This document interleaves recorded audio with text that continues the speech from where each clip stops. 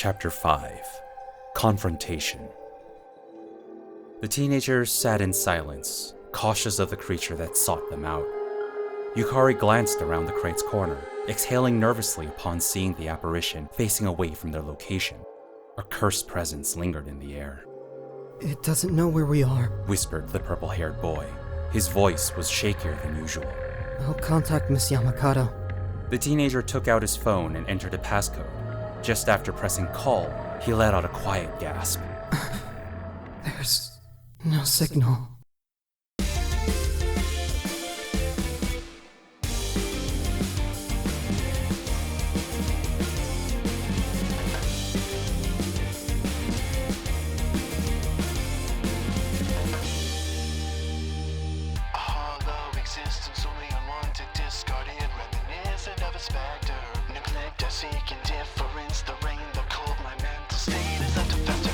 Shadows with eyes embodying fake smiles and lies reflect us all, a self-created mirror. We moved our fates, the reactions to be, but if that's not true, why was I even born at all? The innate talent of a stone upon me, a guiding light to my worthless life. It's helped me find some kind of purpose. I'll carve out my adventure.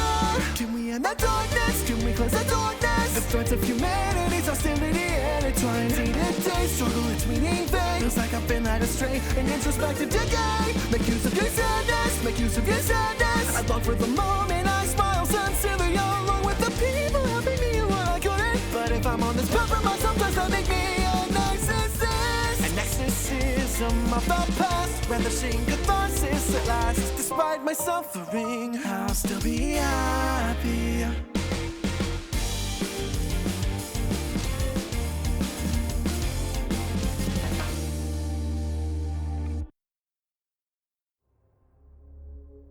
The curtain, murmured Mizuki in a frail tone, pointing up at the indigo light shining through the ceiling panes. Yukari sighed. He set the device down on the ground before unwrapping the scarf from his neck and moving closer to the injured teammate. The purple-haired teenager flinched, staring at the bleeding wound. It doesn't matter. It's just a stupid scarf. After a few moments, he tied the scarf around Mizuki's ankle. Thank you, whispered the blue-haired boy with an appreciative smile. I'll buy you another scarf. Yukari frowned. No, it's my fault we're in this mess to begin with.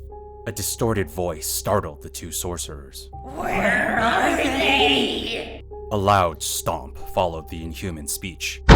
Mizuki trembled. The purple-haired teenager checked behind the crate for a second time. The apparition was now further away, planted beside a set of broken cardboard boxes. Its picture-perfect stillness had the potential to effortlessly creep almost anyone out. The boy shivered and glanced back at his teammate. It's looking for us.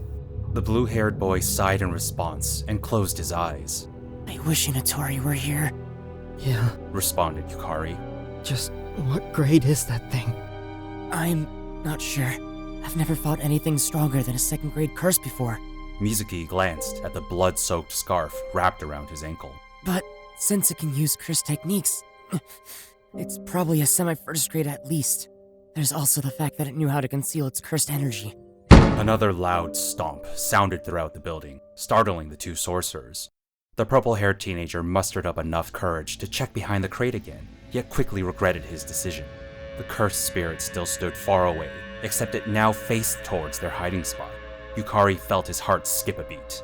He moved his head back reflexively, praying that the apparition's black pupils had not perceived him. The boy held his breath. Silence.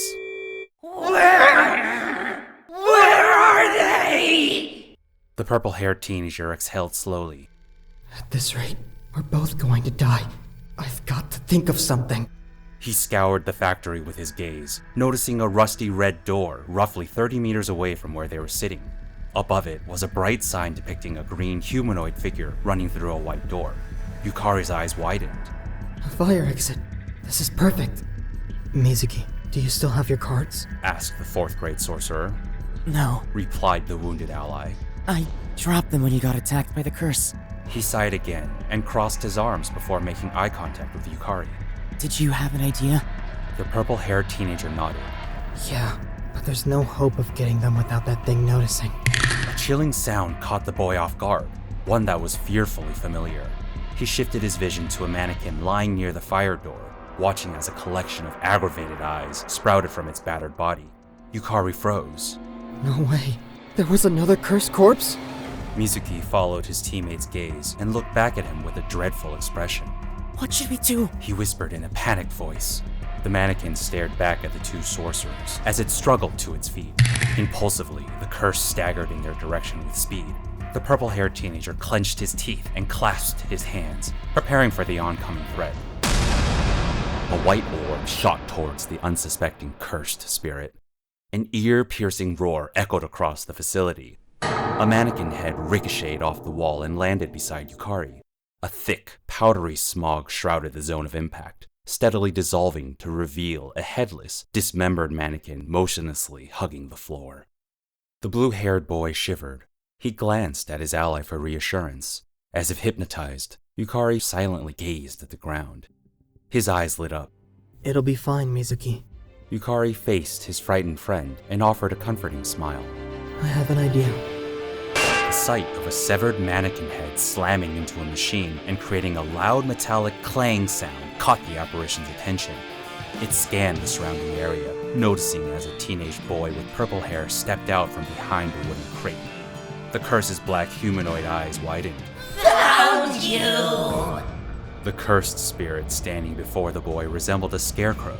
Its deranged eyes with black irises and white scleras were partially hidden by a frayed straw hat atop their apparition's head, which cast a dark shadow over the rest of its frozen face. The curse lacked a nose. Its mouth consisted of chaotic, complex needlework stitched into an unchanging smile, composed of thin, black threads. It wore a tattered, checkered shirt retaining a blue and purple pattern. The monster's arms remained stretched outwards to either side, as if forcibly held in place by a metal rod embedded deep inside its cursed flesh. In place of the scarecrow's hands were interweaving strands of white yarn hanging loosely beside it. Furthermore, the apparition had no legs. Its body was attached to a slender wooden pole with a black, crow-like talon at the base, which gave the cursed spirit a height of almost 3 meters. The purple-haired teenager narrowed his eyes. He thought back to an earlier conversation with Mizuki. Can you still walk? Just about, I think. Why? I'm going to keep that thing distracted. Use the fire exit over there to escape as soon as you get the chance. I'll do the same once you're out. The scarecrow tilted its head playfully, refusing to break eye contact with the boy. The sutures in its mouth began to form a sinister smile. No way, Yukari. You'll die! Maybe, but we'll both be dead if I don't do something. The teenager took a deep breath and let out an anxious sigh, attempting to soothe his racing heartbeat. Don't dissociate. Don't flinch back in fear. Just focus on running and dodging its attacks. He felt a bead of sweat trickle down the back of his neck as adrenaline pumped through his veins. I can do this. That's right. I can do this! An orb of cursed energy shot towards Yukari.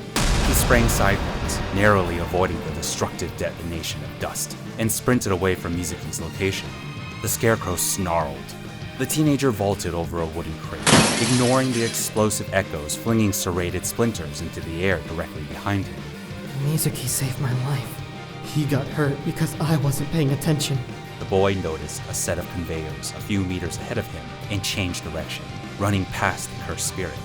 Now that I think about it, I haven't changed at all, have I? I'm just as sad as before. The apparition turned to face the sorcerer. Yukari registered an approaching orb of white light and instinctively leapt forward. He slammed his eyes shut as dust struck his clothing. It's not my fault, though. My upbringing wasn't fair. The family I deserved was never there for me. The teenager stumbled, yet kept sprinting. Still, feeling like a victim won't change a thing. The only person who can improve my life is me. It seems scary, but it's not like there's any other choice. A nearby explosion sent metal fragments flying through the air like shrapnel. Pain slashed the boy's right forearm. Blood saturated his sleeve, dyeing the ripped fabric red. Yukari suppressed a silent scream and rushed through the asphyxiating miasma of dust. After all, I want to smile sincerely too. A sonorous sound reverberated at the back of the factory. Mizuki stood in front of the fire exit, unable to unblock the push bar keeping the door shut. It won't open! The cursed spirit turned around and spotted the injured sorcerer. A glowing orb materialized above his right shoulder. Yukari's eyes widened. Leave him alone! An unexpected weight threw the Scarecrow off balance, sending the explosive yarn into the ceiling. Glass shards showered the facility. The purple-haired teenager's arms and legs ensnared the apparition, awakening its wrath. The cursed spirit violently jerked its body to the left before launching the boy against the wall with force. Yukari crashed into the concrete and dropped to the floor. He looked up at the monster as blood streamed down his face. The blurry image of white light shining above the Scarecrow's right shoulder entered the sorcerer's vision. No, not like this. The main door to the building burst open. A teenage boy possessing multicolored red hair and amber eyes bolted towards the curse while retrieving a handful of firecrackers from the black backpack slung over his right shoulder. The apparition's eyes widened. It turned to face the newcomer, automatically unleashing its attack. The teenager tossed the backpack to the side and slid beneath the lightning-fast projectile with skillful coordination before smoothly rising to his feet and hurling firecrackers at the monster. Cover your ears! Yelled the boy while cracking his fingers. A blinding red blaze consumed the cursed spirit. A whistling roar boomed throughout the entire factory. Yukari covered his eyes and ears. The noise quickly subsided. The purple-haired teenager looked up just in time to witness the final flaming cinders of charred curse disintegrate into thin air, leaving no remains. His gaze shifted to the familiar face. Hinotori. The sorcerer had a distinctive appearance. His messy short hair was a random mixture of red, blue, and white streaks, complementing his vibrant amber eyes. Hinotori's teeth were noticeably sharp. He wore a bright red, short-sleeved polo shirt, baggy dark blue trousers, and white sports shoes, along with a white hoodie wrapped around his waist. Moreover, the teenager was quite muscular and moderately taller than Mizuki. His arms were covered in scarlet burn scars, yet the rest of Hinotori's appearance suggested he was no older than 17. Damn, that hurt more than usual. The sorcerer's scars smoldered visibly, contradicting his stoic expression. I got a call from Miss Yamakado after she heard an explosion coming from the factory, He announced, his slightly rough voice fairly energetic. Luckily, yours truly was in the area and made it to the party just in time.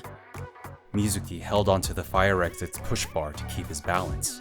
That was way too close. He exclaimed, unsure of whether to smile or grimace. Thank you for getting here quickly. Hinotori grinned. You bet. I'm just glad you guys are alive. He went to pick up his backpack and winced upon seeing the countless shards of glass scattered on the ground. Good thing I didn't get hurt too. I'm taking both of you to the hospital. Thank you. Murmured the purple-haired boy as he lay on the cold floor. Yukari's whole body hurt immensely. He became aware of the glowing blood puddle beside him. Exhaustion. The teenager collapsed. His vision darkened as faint shouts echoed in the background. Yukari! Shouts that sounded vaguely similar to the name Yukari. The boy shivered, fading in and out of consciousness. Eventually, silence befell him. The neglectful, nurturing arc. End.